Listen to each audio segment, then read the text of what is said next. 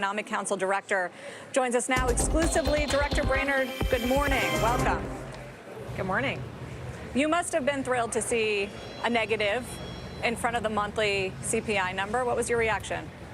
Today's report was very positive. It showed that we are convincingly on a path to achieving more normal levels of inflation. And it was good in a variety of areas. As you said, inflation actually fell slightly this month. It was flat last month. Core inflation is the lowest in 3 years on a 12-month basis, as well as on a 3-month basis. Housing showed some softening. We've been waiting to see that. We saw price decreases now over the past year in important categories like cars and appliances, airfares, hotel stays, and even grocery prices appear to be turning the corner.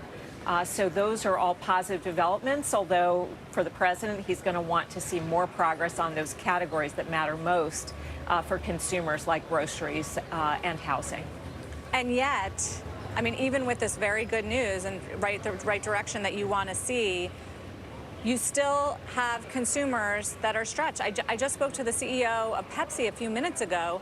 Prices for things like Frito snacks and chips, and they're not alone, are up 35% from where they were in 2019. So it's good that those prices are still not climbing at the rate that we've seen in the last few years, but cumulatively, it's very painful and consumers are pushing back.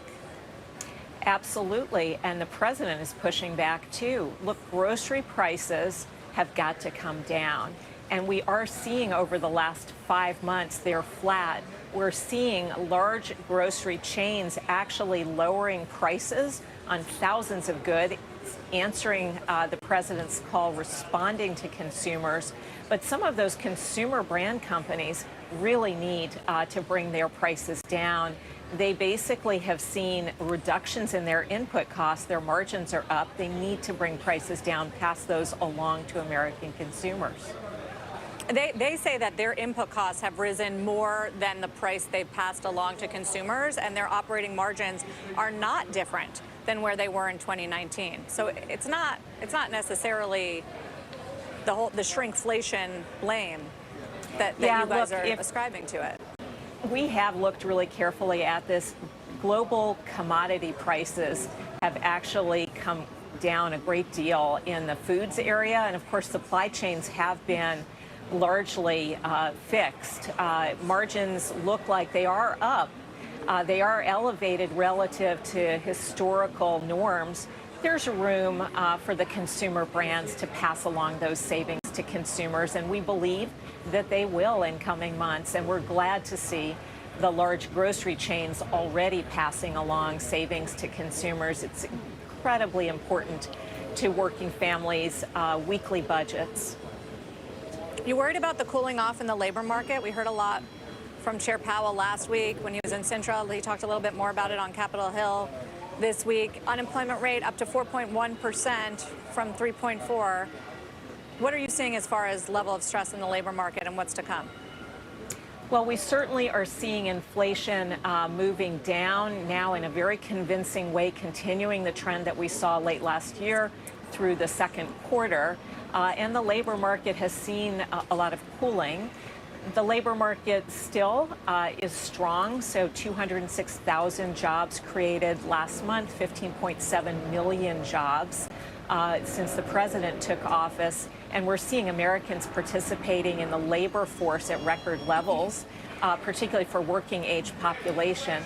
The economy does seem to be in good balance with inflation coming down. So I think the overall picture is the kind of picture that is good for Americans, leading to real income increases. That means that their wages are up by more than prices are up.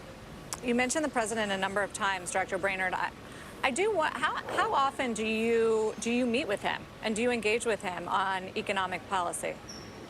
You know, just yesterday, he was asking me questions about exactly that issue, making sure that Americans are seeing increases in real purchasing power and asking some good questions about how much wages have increased relative to prices, continuing to focus on the strength in the labor market, the strength in the economy overall. So is it like once a week? Is there a regular thing, or just when you guys talk about it? Absolutely. We talk about economic policy pretty frequently. Just prior to that, had some good engagement over beef prices, where we have not seen the kind of progress we've seen elsewhere, and really pushing on us, pushing on Secretary Vilsack to better understand some of the problems that we inherited from the previous administration that hadn't invested enough in beef supply chains, cattle supply chains, processing capability. That's beginning to turn around, but the president really probing on questions there too. Yeah, I mean, I clearly asked because there are questions right now about his fitness and sort of level of engagement. Has it been a distraction inside the West Wing, Director Brainard? No.